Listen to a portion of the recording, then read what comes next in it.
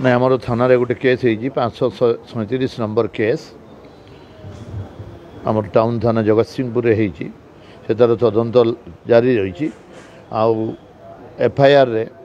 2 जन अजना व्यक्ति यही दुष्कर्म करिसेंती बोली बापा अभियोग करिसेंती। तापर आमर पुलिस टीम गुड़ा गठन होता आम एक्यूज को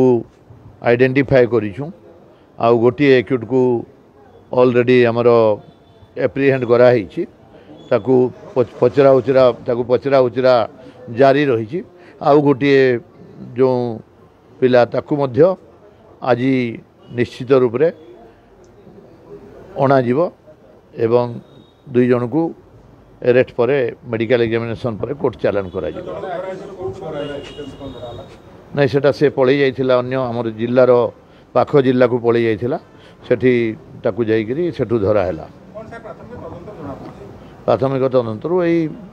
दर्शन होइछि सेटा तो डॉक्टर कहउचंती समस्त कहउचंती से भी रिपोर्ट करूचंती।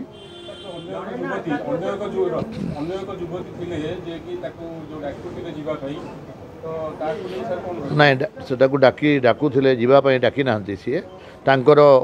ମୋବାଇଲରେ ବି ରେକର୍डिଂ ଅଛି କ'ଣ କଥା ହେଇଛନ୍ତି ମୋବାଇଲରେ ତାର କଲ୍ ଡିଟେଲ୍ସ ବି ବାହାର କରିକି ସେଟା ବି ତଦନ୍ତ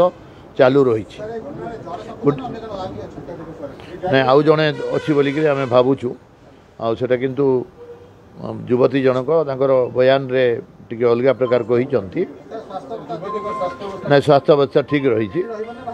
ना कि ना ये एका रही किसी असुविधा नहीं से ठीक है स्पॉट रू से साइंटिफिक टीम आम जहाँ सीजर कर डिस्क्लोज करा नहीं नहीं पीड़िता बयान रेकर्ड एवं लेडीज इंस्पेक्टर जामर करेंगे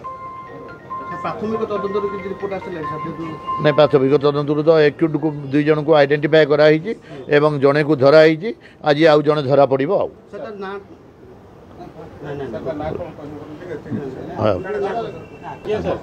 यही केस आमर एसडीपीओ जगत सिंहपुर नेतृत्व में 3टी टीम गठन कराई 3टी टीम विभिन्न जगह राति जाक चढ़ाऊ सामिल थिले आउ गोटे टीम रु एक्यूट जने धरा पड़ी आ गोटे टीम वर्तमान पर्यंत बाहर अच्छा।